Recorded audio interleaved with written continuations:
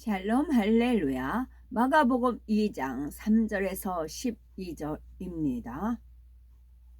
사람들이 한 중풍 병자를 네 사람에게 메워 가지고 예수께로 올세 무리들 때문에 예수께 데려갈 수 없으므로 그 계신 곳에 지붕을 뜯어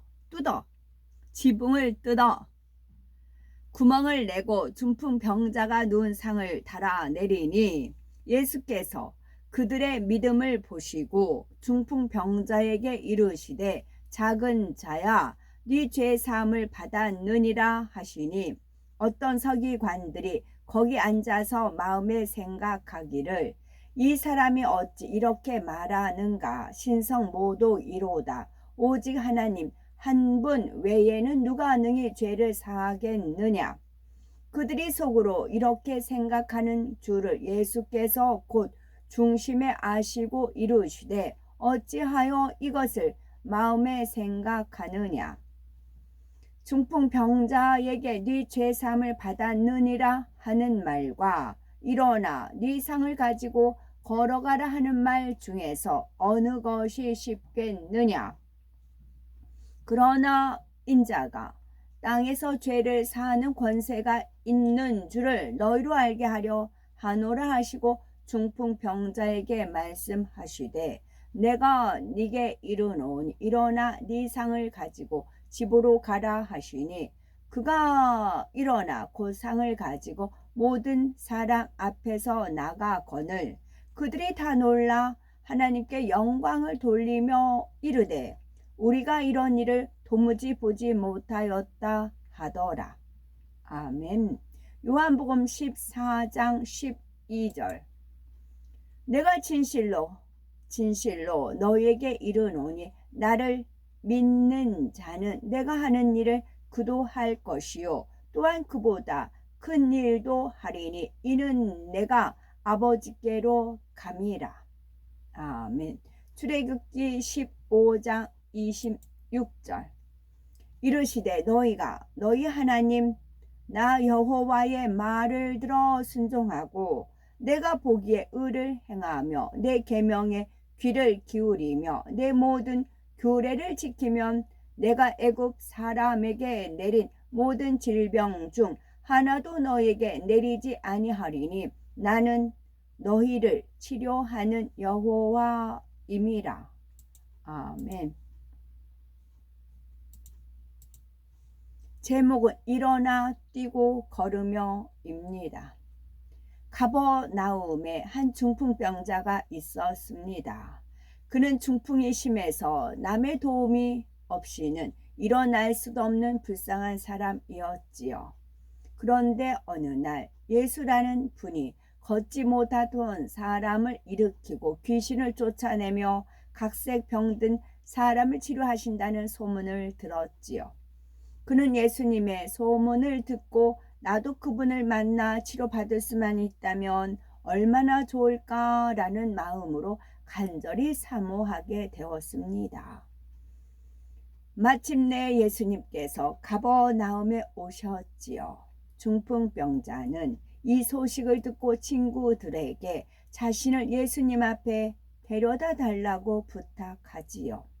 친구들 도움으로 들것에 실려 예수님이 계신 곳에 도착은 했지만 어찌나 사람들이 많은지 그 인파를 뚫고 예수님 앞까지 간다는 것은 도저히 불가능해 보였습니다. 이때 그들의 믿음이 부족했다면 상황이 이러니 어쩔 수 없다며 돌아가 버렸을 것입니다. 그러나 결코 포기하지 않고 끝까지 믿음을 행함으로 나타냈지요. 믿음을 행함으로 나타냈습니다. 바로 예수님이 계신 집에 지붕을 뜯고 중풍 병자를 달아 내린 것입니다.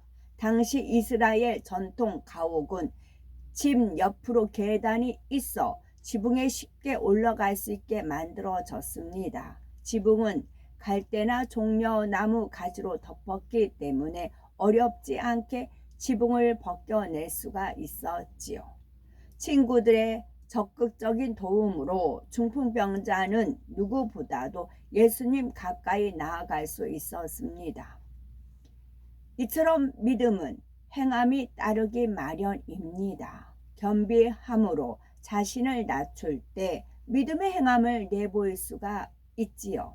만일 중풍병자가 집안에 누워서 주여 제가 움직일 수가 없어 예수님께 나가지 못하는 거 아시죠? 그러니 치료해 주실 줄을 믿습니다 라고 했다면 치료받지 못했을 것입니다.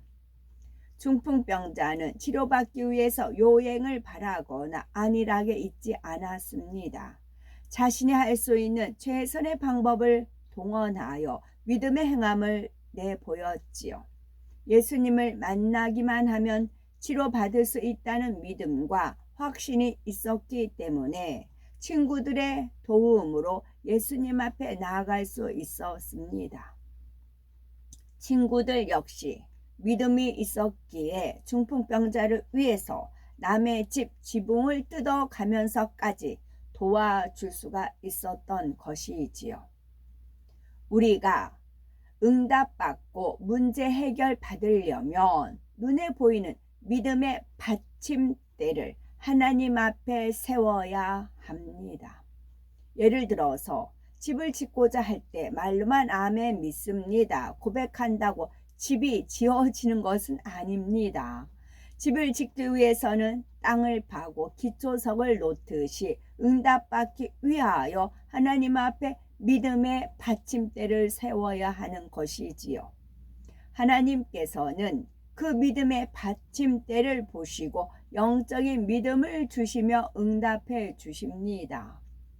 그러므로 우리가 지식으로는 믿는 것을 지식적으로 믿는 것을 눈에 보여지도록 하나님 앞에 행하는 것이 곧 믿음의 받침대를 세우는 것입니다. 중풍병자는 단순히 예수님 앞에 나간 것만은 아닙니다. 친구들도 마찬가지죠. 그들은 예수님의 소문을 믿고 겸비한 자세와 적극적인 모습으로 예수님께 나아갔습니다. 워낙 사람들이 많아서 도저히 뚫고 들어갈 수 없을 때 여기 중환자가 있으니 길 좀 비켜주세요 라고 얼마나 외쳤겠습니까? 그런데도 되지 않자 안 되겠다. 다음에 기도받자 한 것이 아닙니다. 그들은 예수님을 뵙기 위한 최후 방법으로 지붕을 뜯기 시작했지요. 이때 그 광경을 보고 웃는 사람들도 많았을 것이고 어떤 사람들은 그들의 행동을 막았을 것입니다. 그러나 예수님 앞에 나가서 치료만 받는다면 그것은 문제가 아니지요. 치료만 된다면 집은 얼마든지 더 좋게 수리해 줄 수 있습니다. 그러니 믿음이 중요합니다. 믿음은 행함이 따르고 행함은 겸비하게 낮아졌을 때 나타낼 수 있는 것이지요. 나는 혹시 아팠을 때 마음은 원이로되 몸이 아파서 교회에 못 갑니다 하지는 않으시는지요. 정말로 하나님을 믿는다고 하면 어떤 수단과 방법을 가리지 않고 하나님 앞에 나오는 것입니다. 그럴 때 하나님께서는 믿음이 있다 인정해 주시고 긍휼히 여기시며 마음의 소원에도 응답해 주시는 것을 볼 수가 있답니다. 그렇다면 예수님께서 중풍병자를 치료해 주시기 전에 먼저 소자야 네 죄사함을 받았느니라 라고 말씀하시는 이유는 무엇일까요? 질병을 치료받으려면 우선 죄사함을 받아야 하기 때문입니다. 출애굽기 15장 26절에 너희가 너희 하나님 나 여호와의 말을 정종하고 나의 보기에 의를 행하며 내 계명의 귀를 기울이며 내 모든 규례를 지키면 내가 애굽 사람에게 내린 모든 질병의 하나도 너에게 내리지 아니하리니 나는 너희를 치료하는 여호와임이니라 하셨습니다. 여기서 애굽 사람에게 내린 모든 질병이란 이 세상에 있는 질병을 총칭하는 말이지요. 우리가 하나님의 말씀대로 살며 이 세상의 어떠한 질병도 틈타지 못하도록 하나님께서 지켜주신다는 것입니다.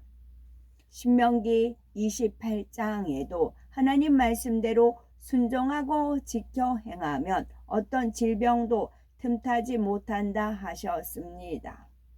요한복음 5장을 보면 예수님께서 38년 된 병자를 치료하신 후에는 더 심한 것이 생기지 않게 다시는 죄를 범치 말라 당부하셨지요. 이처럼 질병은 죄로 인한 것이므로 예수님께서는 중풍 병자를 치료하기 위해서 먼저 죄 사함을 주신 것입니다. 그러나 예수님 앞에 나간다고 해서 무조건 죄를 용서하시는 것은 아닙니다. 죄 사함을 받으려면 반드시 죄를 회개하고 돌이켜야 하지요. 죄를 짓던 사람이 이제 죄를 짓지 않는 사람으로, 거짓말하던 사람이 거짓말하지 않는 사람으로, 미워하던 사람이 미워하지 않는 사람으로 변화되어야 합니다. 이처럼 빛 가운데 행할 때 주님의 보혈의 피가 우리를 모든 죄에서 깨끗하게 해주시는 것이지요. 그럴 때 하나님께서 내 아들아 내 딸아 네 죄사함을 받았느니라 하시며 바로 응답해 주실 수 있습니다.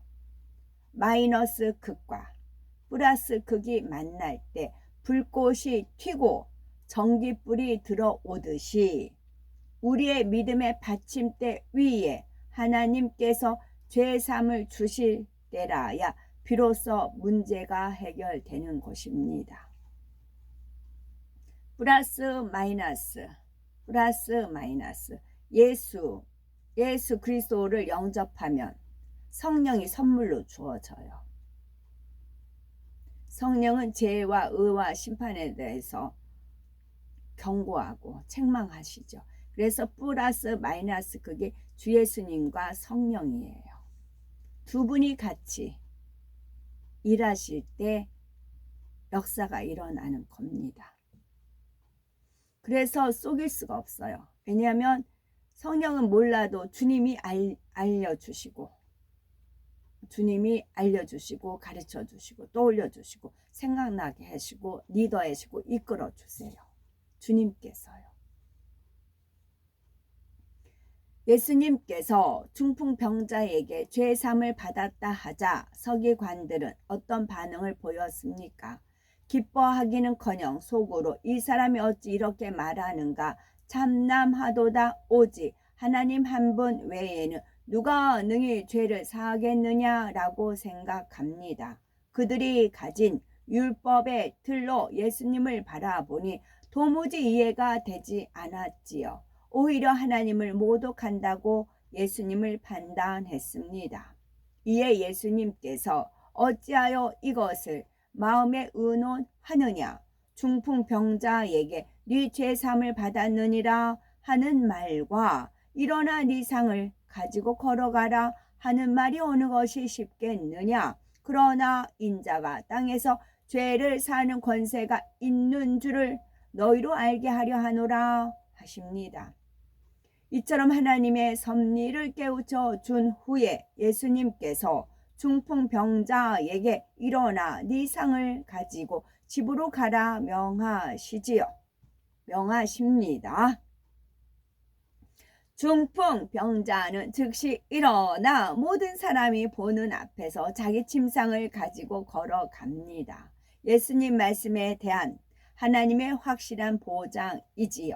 전지전능한 하나님께서 구세주로 오신 예수님을 보장하신다는 증거이지요.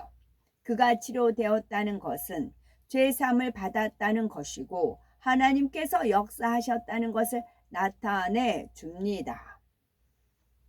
에레미야 29장 11절에 나 여호와가 말하노라, 너희를 향한 나의 생각은 내가 안하니 재앙이 아니라 곧 평안이요 너희 장래에 소망을 주려 하는 생각이라 했습니다. 하나님께서는 우리를 사랑하사 독생자 아들까지 아낌없이 주셨지요. 장애로 그동안 불쌍하게 살아왔다 해도 더는 불행하게 살기 원치 않으십니다. 또한 어느 누구도 시험 환난에 놓여 있기를 원치 않으시지요. 사랑의 하나님께서는 세상 모든 사람에게 평안과 기쁨과 행복을 주기 원하시며 장래에 소망을 주기 원하십니다. 이처럼 좋으신 아버지 하나님 앞에 믿음의 받침대를 준비하여 구하는 대로 응답받고 마음껏 영광 돌려 나가시기 바랍니다. 아멘. 가버나움. 갈릴리 호수 북쪽 끝에 있는 가버나움은 성경의 본 동네라고 불렸지요. 예수님은 공생의 기간에 이곳을 근거지로 사역하셨으며 이곳에는 로마 군대가 주둔하고 있었습니다. 여기서 근무하던 백부장의 믿음을 예수님께서는 기뻐하시고 그의 하인의 병을 고쳐주셨지요. 또 열병으로 누워있던 베드로의 장모와 더러운 귀신 들린 사람과 중풍병자와 많은 병자를 치료하셨습니다. 이 외에도 예수님께서 많은 표적을 베푸셨지만 가버나움 사람들은 회개치 않으므로 소돔 땅이 이곳보다 더 견디기 쉬우리라는 심판을 받았습니다. 아멘.